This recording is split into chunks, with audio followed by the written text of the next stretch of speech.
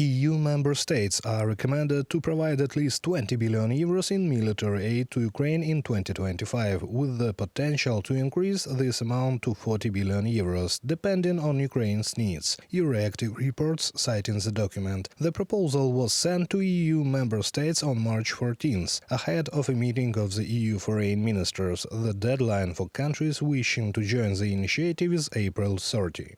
As a first step, leaders should agree on spending 5 billion euros for 2 million rounds of large-caliber artillery ammunition in 2025. Each country would participate according to its economic weight, either via cash or directly in kind, from the UATV publication.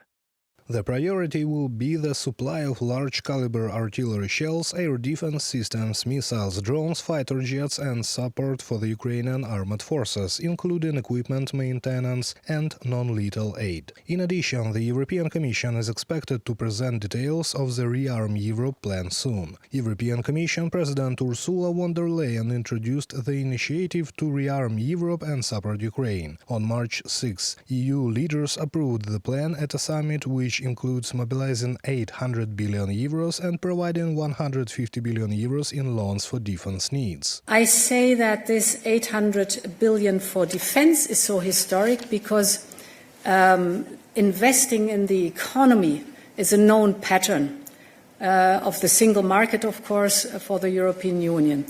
Investing specifically in the defense industrial base is very new at that scale for the European Union. It's a discussion that was always very strong in NATO, but now it's a discussion that arrived also, rightly so, in the European Union, because the European Union has to care for its own military posture and has to be able, as I've described, to face the threats that we are seeing.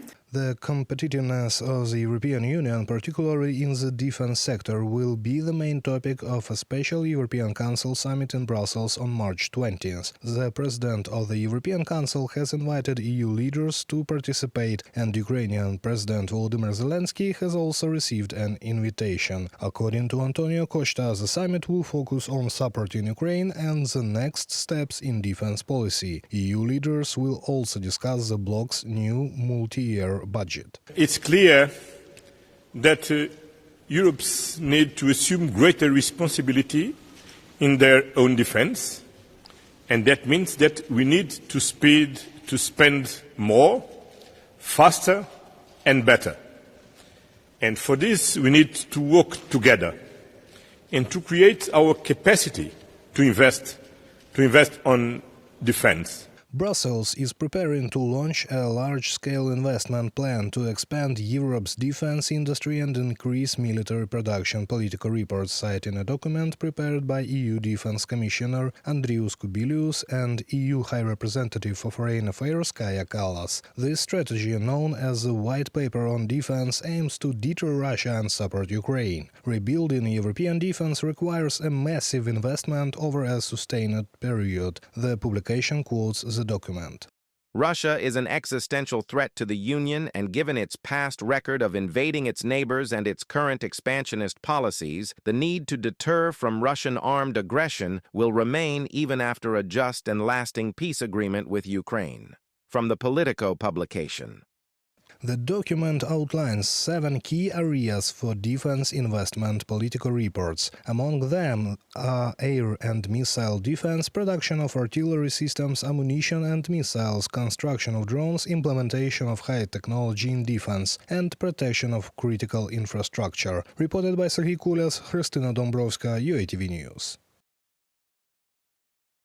The European Union is preparing for Hungary to attempt to derail the next renewal of sanctions against Russia. Budapest is demanding new consensus in gas negotiations and the removal of 8 individuals and entities from the EU sanctions list, which currently includes 2,400 people and companies. Budapest, over the past 3 years, has weaponized the periodic sanctions renewal as a bargaining chip and has repeatedly sought to to remove some of the sanctioned individuals. There's no way to dance around Budapest this time, since sanctions require unanimous agreement from all 27 EU countries. That gives Orban much more leverage to extract whatever he might want or threaten to blow up the deal for real. From Euroreactive publication. When the EU last renewed anti-Russian sanctions, Hungary lifted its veto only after Brussels promised to address its gas concerns. Furthermore, at the emergency EU summit on March 6, 2025,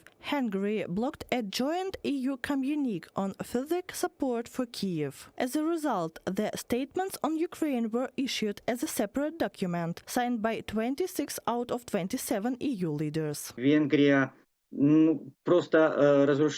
Hungary has been undermining European unity for a long time. The country has been isolated since 2016, when Luxembourg's prime minister publicly called Orban a dictator. Since then, Hungary has effectively been under EU sanctions, with its subsidies from the bloc being reduced. These are substantial amounts, and Orban struggles to explain to Hungarians why the country is losing significant funding. The fact that Hungary's obstructions of EU decisions on aiding Ukraine is becoming increasingly problematic for the bloc was also confirmed by the EU High Representative for Foreign Affairs and Security Policy, Kaja Kallas. According to her, Brussels is exploring ways to counter further Hungarian vetoes. That's why we have on the new initiatives also considered the coalition of the willing, so that one country can't block everybody else.